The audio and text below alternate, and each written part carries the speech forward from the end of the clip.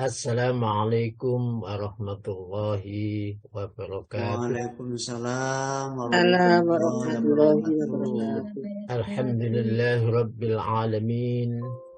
Alladzi anzalal Qur'an hudan linnas bayyinatin minal huda wal furqan. Asyhadu an la ilaha illallah wa asyhadu anna Muhammadan abduhu wa rasuluh. Allahumma salli wa sallim ala sayyidina Muhammadin wa ala alihi wa sahbihi ajma'in amma ba'd. Yang saya hormati Ustadz Haji Soekardi sebagai pembina dan pembimbing kita semuanya. Yang saya hormati para pengurus kajian Asyifa yang telah memfasilitasi kita semuanya. Dan saya hormati dan saya cintai para jamaah semuanya.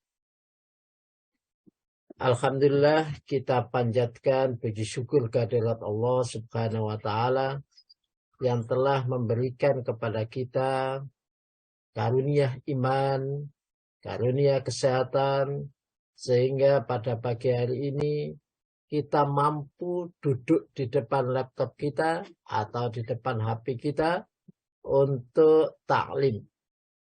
Mudah-mudahan kegiatan kita ini betul-betul tercatat sebagai amalan ibadah di sisi Allah Subhanahu wa taala, sehingga nantinya bisa kita buat wasilah untuk menuju ke dalam surganya. Salawat dan salam pada Rasulullah Sallallahu Alaihi Wasallam yang telah membimbing kita semuanya dari jalan yang penuh dengan murka Allah menuju jalan yang penuh dengan ridha Allah. Dari jalan yang penuh kesesatan menuju jalan yang terang benderang, yakni dinul Islam. Bapak Ibu sekalian, saya belum jadi host ini. Belum, Ustaz, sudah saya telepon dan Jabri belum diangkat. Ya. Karena saya bukan host, saya co-host juga. Pada kesempatan yang lalu, kita telah membahas kewajiban atau hak suami kepada istri. Sebelumnya kita membahas tentang hak istri kepada suami. Sekarang kita membahas tentang kewajiban mendahulukan nafkah kepada keluarga. Nah, nafkah itu apa? Kalau di dalam bahasa Arab, nafkah itu beban. Bu Dwi sudah host loh, Bu Dwi. Bu Dwi sudah host. Bu Dwi host. Bisa menjadi co-host Pak Ustadz.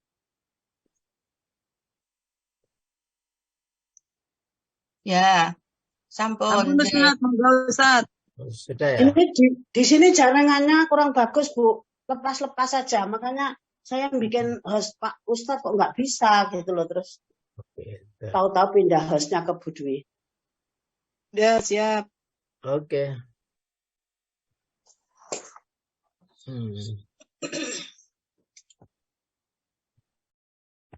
Bentar.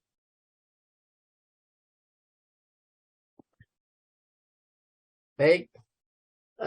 Kalau nafkah dalam bahasa Arab itu artinya beban. Kemudian dalam bahasa Indonesia adalah memberikan sesuatu selain zakat kepada yang lain. Nah, itu nafkah. Kemudian apa yang kita infakkan? Nah, di dalam Al-Quran disebutkan wa mimma razaqnahum yunfikun. Dari pemberian apa saja yang dikasihkan oleh Allah, baik pemberian harta benda, baik ilmu pengetahuan, baik tenaga yang diberikan Allah kepada kita. Wa mimma razaqnahum yunfikun itu punya arti bahwa kita semuanya tidak bisa berbuat apa-apa tanpa pemberian Allah. Nah, itulah yang kita infakkan. Kemudian arti keluarga. Arti keluarga kepada keluarga. Keluarga itu dalam Al-Quran itu artinya ahli. Ahlikum, keluarga kalian. Tapi ada juga kerabat. Kerabat itu yang dekat, qarib, ya. Nah, kerabat itu ada dua, ada ahlikum, ada keluarga yang lain. Nah, baik, kita mulai dari Al-Baqarah 212. Recording in progress. Ya, Al-Baqarah 212. Yas'alunaka madza yunfikun. Qul ma anfaqtum min khairin falil walidaini wal aqrabin والأقربين واليتامى والمساكين وابن السبيل وما تفعلوا من خير فإن الله به عليم. Monggo Bu Ati bisa diterjemahkan. Oke, siap Ustaz. A'udzubillahi minasyaitonirrajim. Surat kedua ayat 15. Mereka bertanya kepadamu Nabi Muhammad tentang apa yang harus mereka infakkan. Katakanlah, harta apa saja yang kamu infakkan hendaknya diperuntukkan bagi kedua orang tua, kerabat, anak-anak yatim, orang-orang miskin, dan orang yang dalam perjalanan dan membutuhkan pertolongan. Kebaikan apa saja yang kamu kerjakan, sesungguhnya Allah Maha Mengetahui. Baik. Yas'alunaka madza yunfikun. Yas'aluna, bertanya kepadamu, mereka bertanya kepadamu. Madza yunfikun, apa yang harus diinfakkan? Qul ma anfaqtum, katakanlah apa saja yang kamu infakkan. Ini menunjukkan tujuannya kemana. Min khairin, dari kebaikan-kebaikan. Jadi yang pertama yang kita infakkan dari yang terbaik. Jangan dari yang sisa, jangan dari yang sudah tidak terpakai, ya. Nah, baru kita infakkan. Kalau usahakan infak itu adalah min khairin, dari yang terbaik. Walil walidaini, pertama kali kepada orang tua. Jangan sampai hidupnya mewah tapi orang tuanya terlantar. Jangan sampai hidupnya kecukupan tapi orang tuanya diletakkan di pantai jompo. Nah, jangan sampai begitu. Atau bahkan hidupnya kecukupan tapi orang tuanya tidak mau merawat orang tuanya, diletakkan di pantai jompo. Wal akrobin. Nah, bahasan utama kita pada wal akrobin. Wal akrobin dan kerabat, orang-orang dekat. Wal yatama, wal masakin, wabni sabil, wa ma taf'alun, dan apapun, dama dan apa saja ya taf'alu yang kalian kerjakan, min khairin, dari kebaikan-kebaikan, fa innallaha bihi alim. Kuncinya di situ. Wa innallaha bihi alim, maka sesungguhnya Allah Subhanahu wa taala Maha mengetahui. Ini maksudnya jangan khawatir, apa yang kamu infakkan pasti dicatat oleh Allah. Pasti nanti Allah yang memberikan balasan. Nah, fokus kita adalah wal akrobin. Wal akrobin tadi sudah saya sampaikan, ada yang paling dekat disebut dengan ahli. Ya, ahli yang paling, yang kedua ada kerabat, ya, ada orang-orang dekat kita, keluarga yang namanya anak dan lain sebagainya.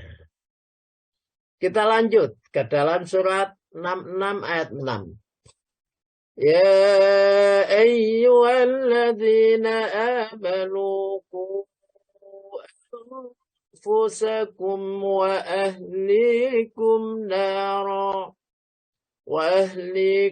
نارا وقودها الناس والحجارة عليها ملائكة غلاظ شداد لا يعصون الله ما أمر يفعلون ما يؤمرون. Oh, diartikan. Ya Ustaz. Wahai orang-orang yang beriman, jagalah dirimu dan keluargamu dari api neraka yang bahan bakarnya adalah manusia dan batu. Penjaganya adalah malaikat-malaikat yang kasar dan keras. Mereka tidak durhaka kepada Allah terhadap apa yang Dia perintahkan kepadanya dan selalu mengerjakan apa yang diperintahkan. Ya ayyuhalladzina amanu, wahai orang-orang yang beriman. Ini yang dipanggil adalah orang-orang yang beriman, orang yang sudah menyatakan bahwa iman kepada Allah. Ya, hati-hati kalau kita sudah mengaku beriman kepada Allah, Allah akan menguji kita. Akhasiban nas ayyatraku amanu Akasiban nasa ayyatraku amanna wa hum la yuftanun. Ayyakulu amanna wa hum la yuftanun. Apakah manusia mengira setelah beriman? Nah, sekarang kita sudah mengakui beriman. Nah, la yuftanun tanpa diuji? Nah, tentunya diuji. Nah, kalau dalam ayat ini adalah ujiannya adalah supaya kita menjaga keluarga kita. Anfusakum, jagalah diri kalian, anfusakum dan ahli-ahli kalian. Naron, dari api neraka. Baik, Bapak Ibu rahimakumullah. Kalau tadi itu kerabat. Kalau sekarang dirimu dan kerabatmu. Kemarin kalau kewajiban kewajiban laki-laki menjaga dirinya. Kemudian menafkahkan kepada ahlinya. Ahli yang terdekat siapa? Ahli yang terdekat adalah istrinya. Istrinya, ahlinya yang terdekat siapa? Adalah kewajibannya menanggung beban anak-anaknya, menjaga anak-anaknya. Nah, kedua-duanya itu punya kewajiban untuk menjaga dirinya dan keluarganya dari api neraka. Ya, dari api neraka. Yang api neraka itu waquduhan nas wal hijarah. Ya, yang bahan bakarnya terdiri dari manusia wal hijarah dan batu. Waquduhan nas wal hijarah. Nah, alaiha malaikatun giladun syidadun. Ya, yang di dalam neraka itu ada malaikat yang keras. Giladun, syidadun. Di samping itu giladun, kasar. Syidadun, keras. Itu menunjukkan betapa marahnya, betapa gergetenan. Ya, kalau bahasa Jawa ini sangat gergeten malaikat itu. Gergeten, kasar, ya karena perbuatan manusia. Ya. Layak sunah, dan mereka di samping gergeten kepada perilaku-perilaku yang melanggar aturan Allah, layak sunah, mereka tidak pernah bermaksiat kepada Allah. Kepada yang dibela, dia tidak pernah bermaksiat. Ya, maka mereka selalu melaksanakan ma'amarahum, apa yang telah diperintahkan oleh Allah. Wayaf aluna, dan mengerjakan mayuk marun, apa yang telah diperintahkan. Itu adalah penjagaan malaikat di dalam neraka. Oleh karena itu kita punya kewajiban untuk menjaga diri kita, menjaga keluarga kita dari api neraka. Yang paling pokok diri kita, keluarga kita. Nah, yang lainnya nanti kalau semua umat mukmin, semua orang yang beriman menjaga dirinya dan keluarganya dari api neraka, maka semuanya akan menjadi baik. Dalam hadis, dalam Al-Quran, surat kedua, ayat 233.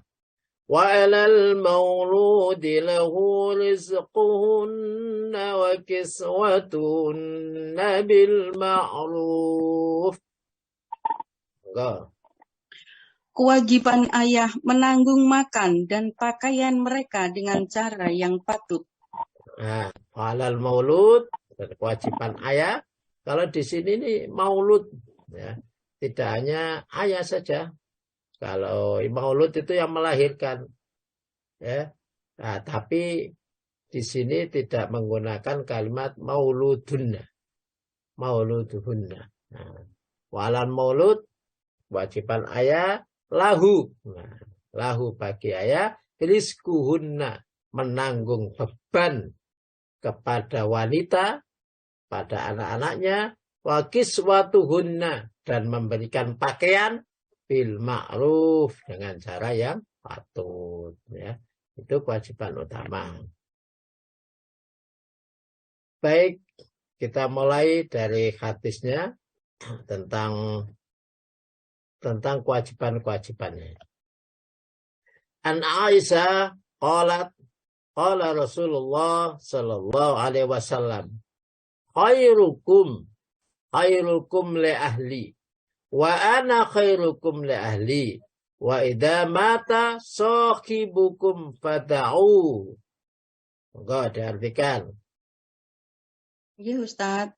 Dari Aisyah dia berkata, Rasulullah Shallallahu Alaihi Wasallam bersabda, sebaik-baik kalian adalah yang paling baik terhadap istrinya, dan aku adalah orang yang paling baik terhadap istriku. Apabila sahabat kalian meninggal dunia, maka tinggalkanlah dia, jangan membicarakan keburukannya. Khairukum, sebaik-baik kalian, khairukum, yang terbaik di antara kalian, li ahli, kepada ahlinya. Jadi yang terbaik ya kepada ahlinya, laki-laki, ya, terbaik. Siapa laki-laki yang terbaik? Laki-laki yang terbaik adalah laki-laki yang terbaik kepada istrinya. Jangan istrinya ditinggal terus. Jangan istrinya malah selingkuh. Wah, tidak. Ya. Kalau punya rezeki, yang didulukan adalah istrinya. Khairukum li ahli. Jadi nomor satu adalah istrinya. Selain keluarga, selain ibu bapaknya. Tapi nomor satu, khairukum li ahli. Itu kata Rasulullah. Wa ana khairukum. Dan saya, kata Rasulullah, khairukum, orang yang terbaik dari kalian. Nah, dan saya ini termasuk terbaik li ahli, untuk keluargaku. Ya, maka li ahli terbaik. Ya, maka li ahli itu jangan dikira meskipun yang terbaik itu tidak punya ujian. Enggak, tetap ada ujian. Kemarin kita sampaikan dalam hadis Nabi bahwa ujian yang terberat bagi wanita, bagi laki-laki adalah wanita. Ujian yang terberat sepeninggalku bagi laki-laki adalah wanita. Buktinya Nabi itu seorang yang terbaik terhadap keluarganya. Tapi wanitanya juga ada yang cemburu. Itu masalah hidup. Wa idza mata, dan tatkala meninggal dunia, sahibukum, teman kalian ada yang meninggal dunia, fata'auhu, maka tinggalkanlah, jangan dibahas tentang kejelekan-kejelekannya. Sudah ditutup setelah dia mati, ditutup juga tentang kejelekan-kejelekannya, nggak usah dibahas-bahas. Nah, kalau dibahas ya kebaikannya saja, supaya dia mendapatkan pahala. Dia pernah baik kepada kita, dia pernah baik kepada, jangan merasani atau membicarakan keburukannya. Qul inna rabbi yabsutu rizqa liman yasha' min ibadihi wa yaqdiru lahu. Wa ma anfaqtum min syai'in fa huwa yukhlifu wa huwa khairur raziqin. Monggo. Katakanlah Nabi Muhammad, Sesungguhnya Tuhanku melapangkan rezeki kepada siapa yang Dia kehendaki di antara hamba-hambanya dan menyempitkannya. Suatu apapun yang kamu infakkan, pasti Dia akan menggantinya. Dialah sebaik-baik pemberi rezeki. Kul, katakanlah, wahai Rasulullah, wahai Nabi Muhammad, inna Rabbi, sesungguhnya Tuhanku, yabsutu rizqa, melapangkan rezeki. Lima yasha min abadih. Lima yasha kepada yang dikehendaki min ibadihi, kepada hambanya. Nah, min ibadi ini siapa? Ibadi termasuk orang-orang yang mutakin. Orang mutakin itu siapa? Orang yang alladzina amanu wa aminus sholihat. Beriman kepada Allah, yakin kepada Allah, bahwa Allah subhanahu wa ta'ala, yakinlah bahwa Allah itu yabsutu rizqa. Yabsutu rizqa. Allah akan melapangkan rizkinya kepada orang yang dikehendaki. Dan orang yang dikehendaki itu adalah orang yang beriman, orang yang bertakwa. Amanu wa aminus sholihat. Wa yaqdirulah. Dan Allah juga menyempitkan, mentakdirkan sempit kepada siapa yang dikehendaki. Otomatis yang dikehendaki sempit adalah orang yang tidak mau berbuat baik. Tidak mau mengikuti aturan-aturan Allah. Wa ma anfaqtum min syai'in, dan apa saja yang kalian infakkan min syai'in, dari sesuatu yang telah diberikan oleh Allah, fahuwa yukhlifu, pasti Dia Allah akan menggantinya. Nah, ini kita yakini, ya, pasti Allah akan menggantinya. Kita yakini betul supaya kita tidak medit. Karena kita medit itu karena kita tidak yakin atau kurang yakin. Iya, tadi ganti dah. Iya, nih diganti, nih enggak. Nah, kalau diganti, kalau tidak bagaimana? Oh, itu ragu-ragu. Apalagi setan mengkipas-kipasi, dikipas-kipasi supaya ragu. Ya, akhirnya gak jadi deh. Nah. Dan yakinlah bahwa wawa khairul razikin, tidak hanya sekedar iman, tapi sampai pada yakin bahwa khairul razikin, bahwa Allah subhanahu wa ta'ala itu terbaik dalam membagi rezeki, dalam memberikan rezeki, itu yakin. Maka kepada istrinya, kepada anak-anaknya, itu yakin bahwa yang pertama itu, dan kalau istrinya diberikan dulu, maka rasa kasih sayang itu akan muncul. Kasih dan sayang. Kalau kita kasih, otomatis dia akan sayang. Kalau tidak pernah kita kasih, ya tidak pernah sayang gitu. Ya, kasih sayang. Suami istri harus kasih dan sayang gitu. Baik.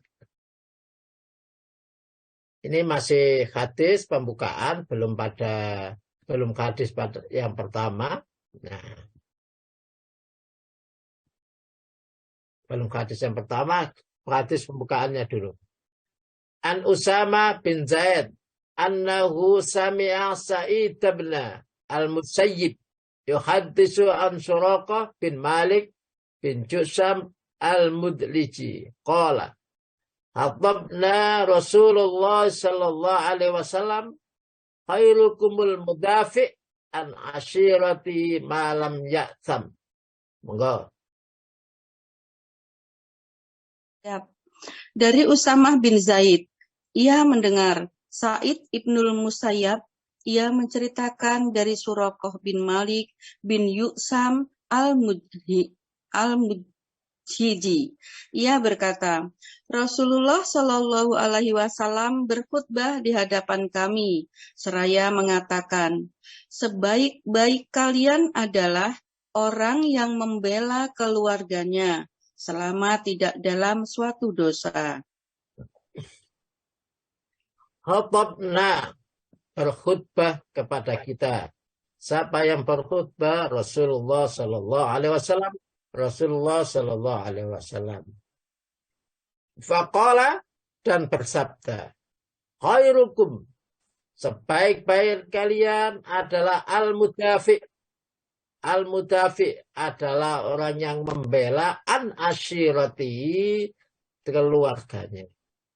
Jadi kita harus membela keluarganya. Kita harus membela keluarga kita. Bagaimanapun juga harus membela keluarga kita. Malam yaksam, selagi tidak dalam dosa. Selagi tidak dalam kemaksiatan, kita harus bela. Jadi ya membela keluarganya itu dapat pahala. Karena itu kewajiban kita. Sebagaimana ayat ya ayyuhalladzina amanu qu anfusakum wa ahlikum nar. Kewajiban kita membela jangan sampai selagi tidak di dalam dosa.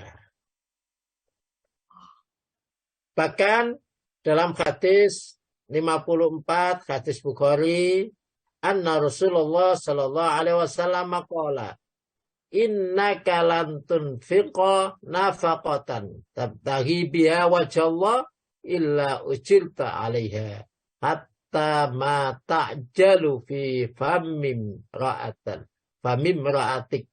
Monggo.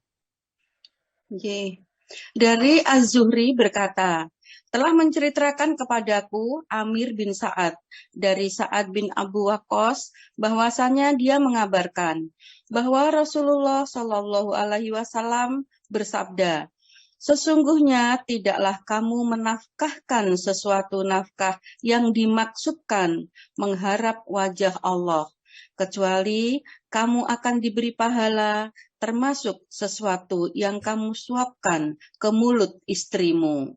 Nah, ini tidak perlu khawatir tentang infak kita.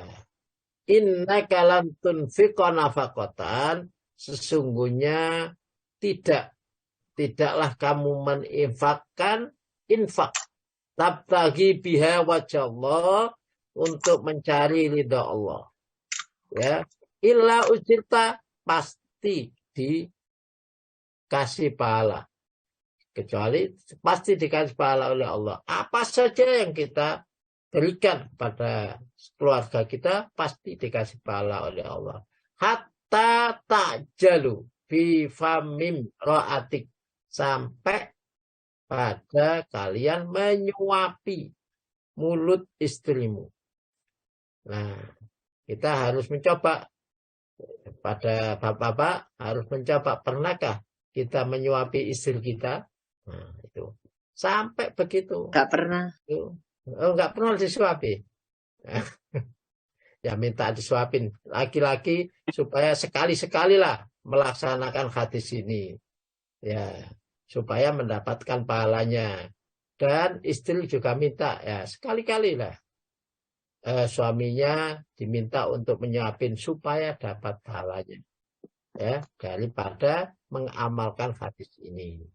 Nah, begitu. Kalau menyuapi laki-laki menyuapi istrinya, wah itu terasa sayang, terasa romantis. Nah, begitu juga yang dicontohkan oleh Rasulullah. Tidak disampaikan saja, tapi Rasulullah mencontohkan hal itu. Jangan menyuapi yang lain.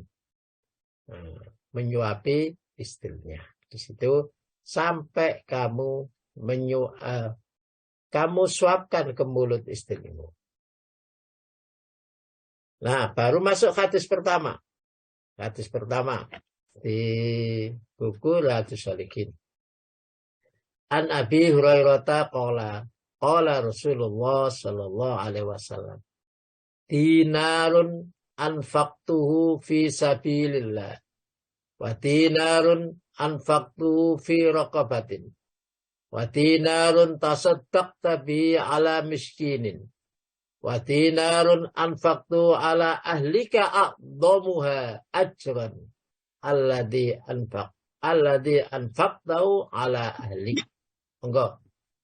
Dari Abu Hurairah ia berkata, Rasulullah Shallallahu Alaihi Wasallam bersabda, Dinar, harta yang kamu belanjakan di jalan Allah, dan dinar, harta yang kamu berikan kepada seorang budak wanita, dan dinar yang kamu sedekahkan kepada orang miskin, serta dinar yang kamu nafkahkan kepada keluargamu. Maka yang paling besar ganjaran pahalanya adalah yang kamu nafkahkan kepada keluargamu. Dari Rasulullah Shallallahu Alaihi Wasallam bersabda, dinarun, dinar, harta benda. Ya, kalau sudah namanya dinar itu sudah harta yang mewah. Ya.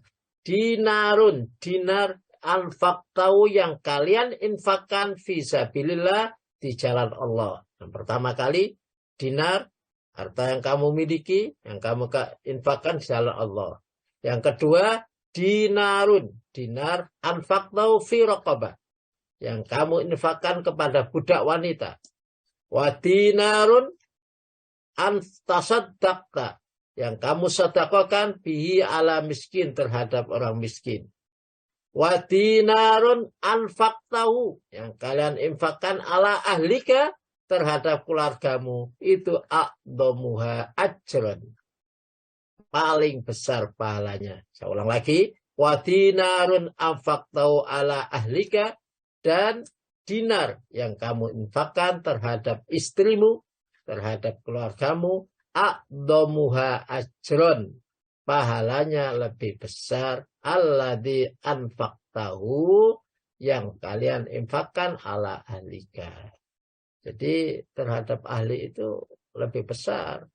Jangan infak kepada yang lainnya dulu, tapi infaklah kepada ahlinya, karena itu lebih besar. Dan ahlinya pun juga harus tahu, ya. Jangan terus berlaku, oh saya tahu hadis ini, kemudian oh dimintain jadi boros dia belanjakan. Karena penyakitnya wanita, ya, dengan penyakitnya laki-laki.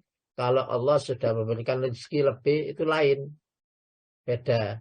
Kalau pada laki-laki, ya, memang orang itu dipisah oleh Allah menjadi 3 golongan. Golongan yang pertama, golongan yang mutakin. Golongan yang kedua, golongan yang kafirin. Golongan yang ketiga, golongan yang menafikin. Nah, baru dari ketiga-tiganya ini muncul perintah Allah. Ya ayyuhan nasu budu rabbakum. Ya, wahai para manusia, tunduk dan patuhlah kepada Allah Subhanahu wa taala. Sehingga perintahnya itu wa ma khalaqtul jinna wal insa illa liya'budun. Nah, sebab apa manusia itu melanggar Allah? Huwallazi khalaqalakum, ya. Huwallazi khalaqalakum ma fil ardi jami'a, karena Allah Subhanahu wa taala telah menjadikan semua yang ada di bumi ini untuk manusia.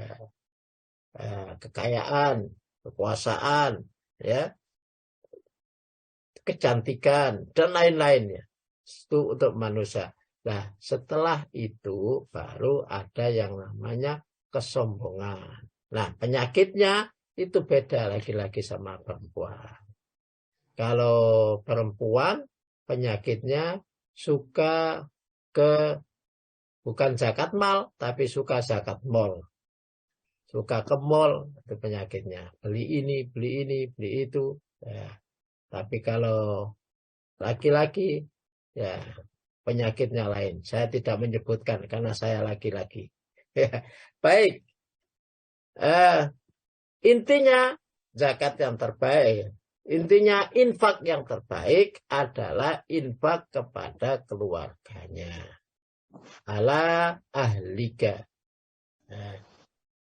Wa dinarun anfaqtahu ala ahlika a'dhamuha ajran alladzi anfaqtahu ala ahlika. Jadi yang kalian infakkan terhadap ahlimu adalah pahalanya paling agung.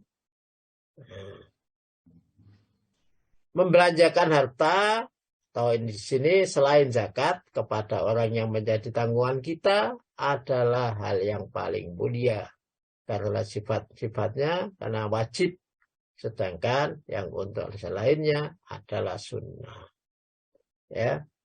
Maka jangan sampai kita meninggalkan anak kita kaya tapi meninggalkan anak yang tidak berpendidikan. Kenapa? Karena kita eman. Ya, penyakit kita itu kan menyekolahkan anak itu golek sing gratis. Oh, golek yang gratis-gratis saja, golek yang murah-murah aja, tidak berpikir tentang mutu, tidak berpikir tentang kualitasnya.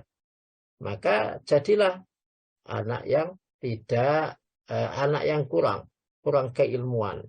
Kalau sudah kurang keilmuan, maka meninggalkan anak yang lemah. Padahal meninggalkan anak yang lemah adalah tidak disukai oleh Rasulullah Shallallahu Alaihi Wasallam. Oleh karena itu, tinggalkanlah anak yang kuat badannya, kuat sehat, dan kuat rezekinya. Nah, itu. Hadis yang kedua. Ya, hadis yang kedua.